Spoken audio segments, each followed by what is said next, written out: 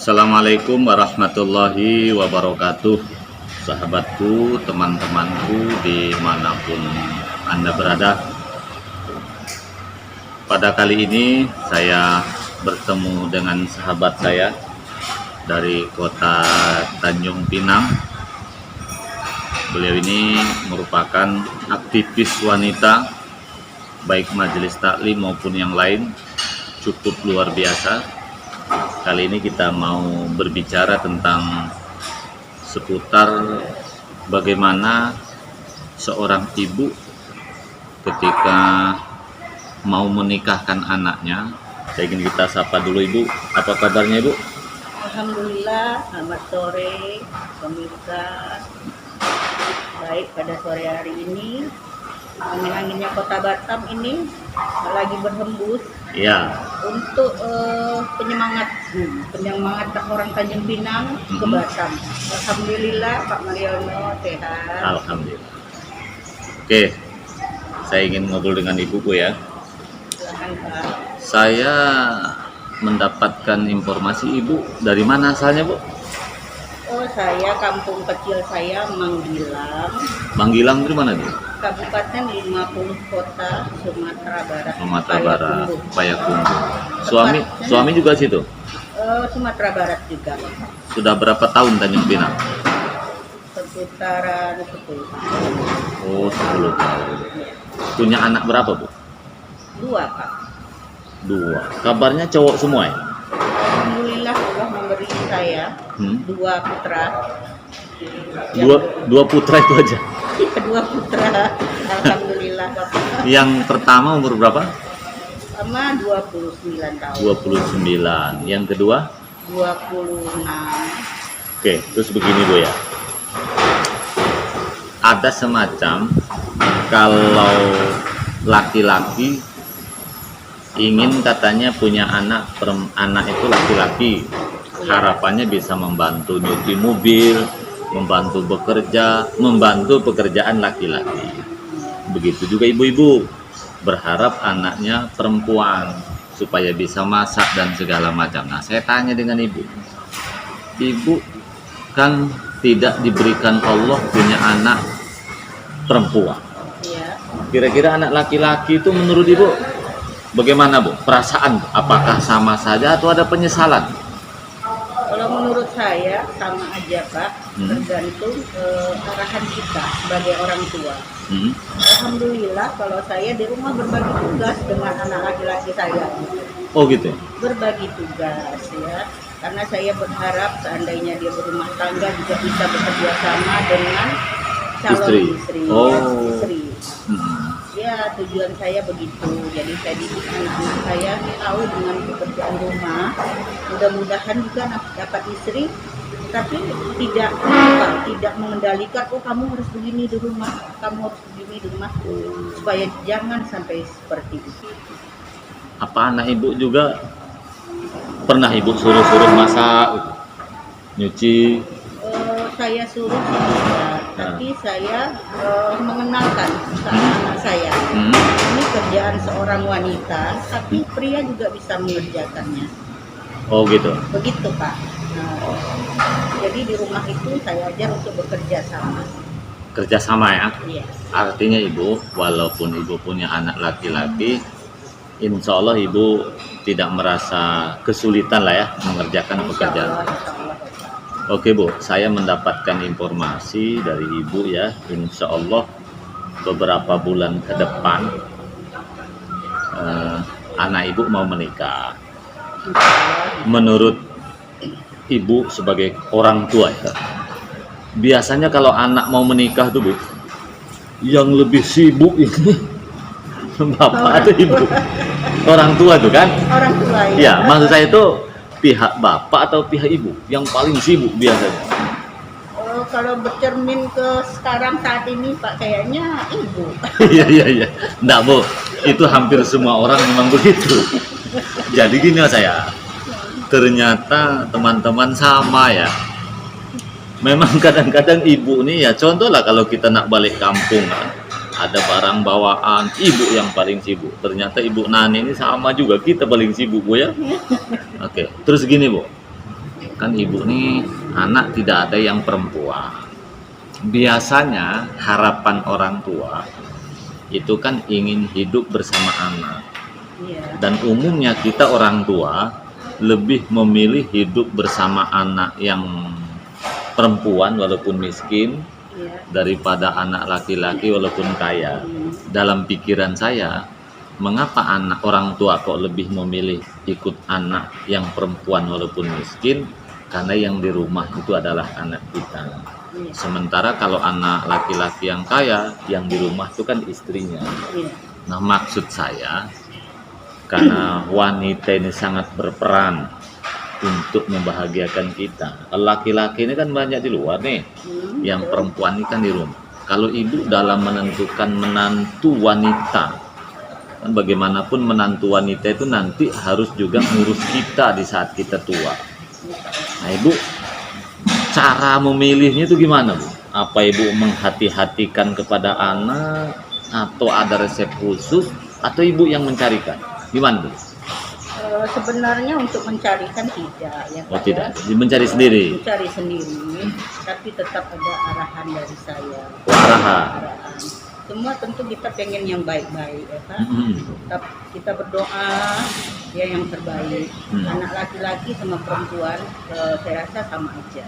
Tapi saya berdoa mudah-mudahan menantu yang saya dapat, calon menantu ini saya akan buat seperti anak saya sendiri gitu. Akan dibuat seperti anak sendiri. Iya, bukan seperti menantu gitu. Kasih sayang saya seperti saya buat ke anak saya sendiri. Itu niat hati saya. Terus begini, Bu. Ibu untuk menentukan kriteria menantu perempuan ini, apa ibu sudah mengenal sebelumnya kelakuan sehari-hari, sudah bertemu langsung, bagaimana rumah, atau hanya percaya 100% dengan anak laki-laki? Nah itu dia Pak, Ya. naluri seorang ibu. Naluri ibu? Iya. Itu ada hati kecilnya ada. Kebetulan saya sudah berjumpa dengan calon menantu saya. Kata hati saya sudah berkata, insya Allah calon menantu saya ini bisa saya arahkan dengan yang saya ini hayalkan selama ini. Yang diinginkan. Yang diinginkan kita hayalkan untuk saya ingin menantu seperti itu, insya Allah. Karena saya melihat yang pertama tentu ibadahnya ya Pak. Ya, ibadahnya baik. Alhamdulillah saya lihat ibadahnya berjalan. Yang pertama ya tiang tadi Pak, tiang agama sholatnya. Iya, iya. Saya Sholat melihat bagus. dia sholat, mengerjakan puasa sunat juga. Oh, mantap tuh. Jadi alhamdulillah mudah-mudahan itu untuk kedepannya tetap akan seperti itu saya harapkan. Alhamdulillah. Terus dia kan bagaimanapun nak menikah tuh kan ada wali, Bu ya. Ya. Dari pihak laki-laki, pihak perempuan. Iya. Itu orang tuanya sudah oke. Alhamdulillah saya sudah komunikasi dengan orang tua beliau ini. Dia kayaknya setuju sekali. Setuju ya? Sudah menyerahkan ke saya mana yang terbaik. Mana yang terbaik. Terus begini Bu, ibu ini kan termasuk unik ya. Uniknya begini, rumah di Tanjung Pinang, Ya. yang pihak laki-laki lah ya. Iya. Pihak wanita di Semarang, Semarang Jawa Bu ya, betul ya? Kampungnya Semarang. Nah, Ya. Semarang Jawa. Umumnya menikah ini kan di pihak perempuan satu atau di pihak laki-laki. Ini uniknya di pihak perempuan tidak, di pihak laki-laki juga tidak. Iya. Malah mengambil di Batam. Iya.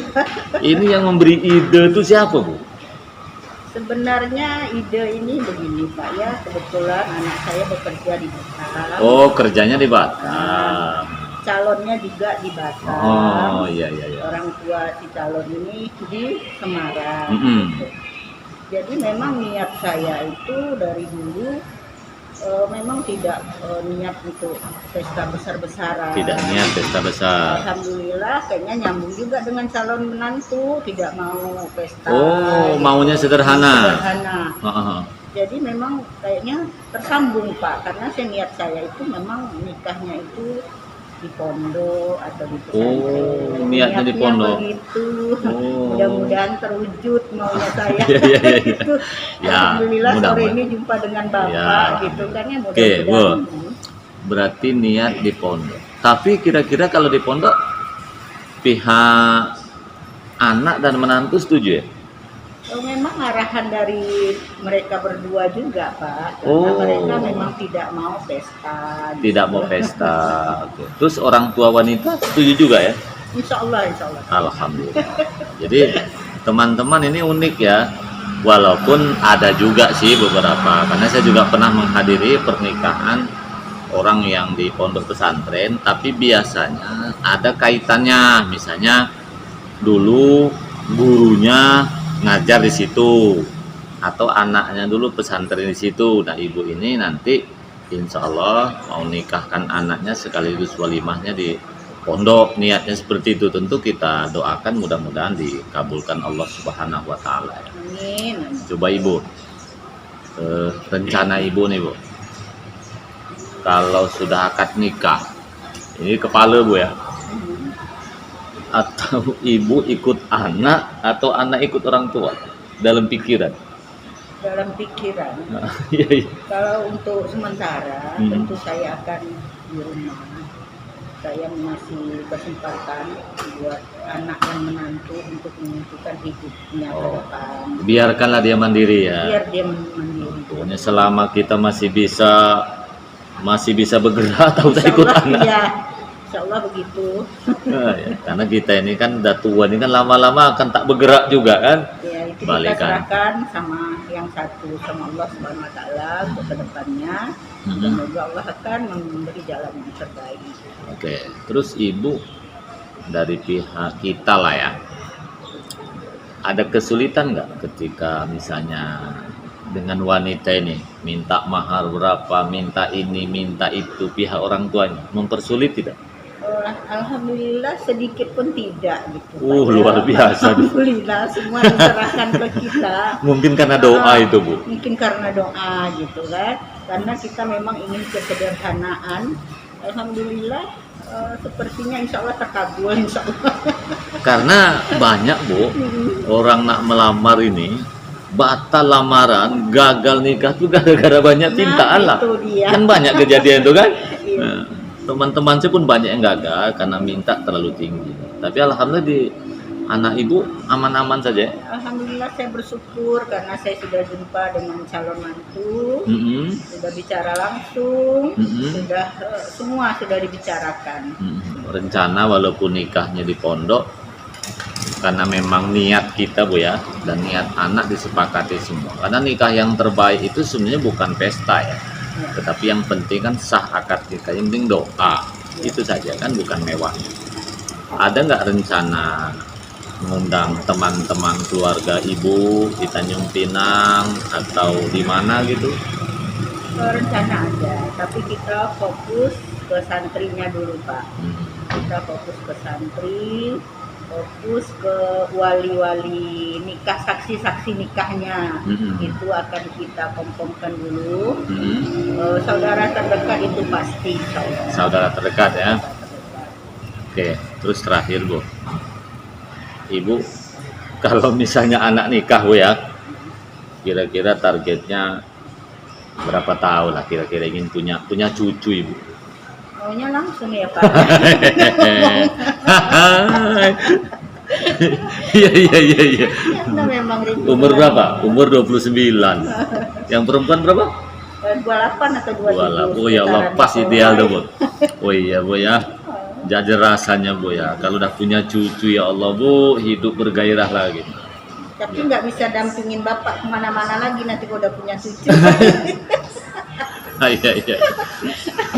Jadi teman-temanku di dimanapun Anda berada ya, pertama saya ingin sampaikan, ternyata ketika kita rajin ibadah, rajin puasa, rajin berdoa ya, untuk mendapatkan jodoh itu tidak terlalu sulit ya. Buktinya anaknya Ibu Nani ini tak perlu banyak minta ini, minta itu, minta ini, minta itu, jadi juga insya Allah ya.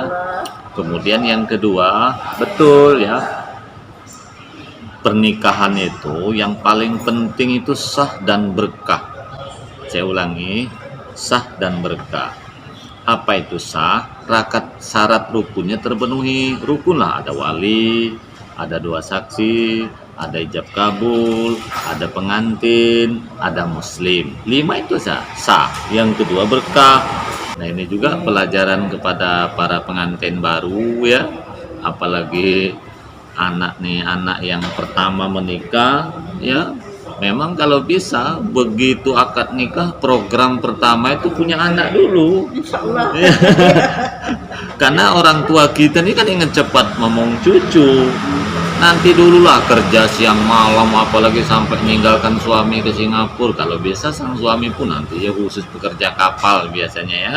Kalau bisa, kalau pekerja kapal itu misalnya kalau yang di kapal 6 bulan, nanti di darat 3 bulan. Caranya bagaimana? Ya di awal istirahat atau di awal turun dari kapal cepat akan nikah. Kalau istri sudah ada tanda-tanda kehamilan, nah baru silahkan kerja lagi.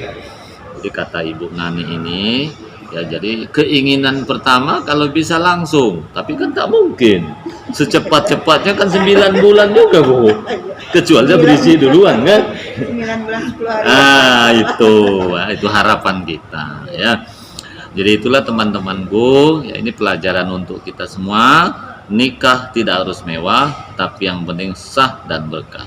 Harapan kita semua nanti anak ibu ini dan anak kita yang menikah semua menjadi keluarga sakinah, mawaddah, warahmah. Amin Allahumma. Demikian Ibu Dani, mudah-mudahan ada manfaatnya. Cukup sekian. Wassalamualaikum warahmatullahi wabarakatuh.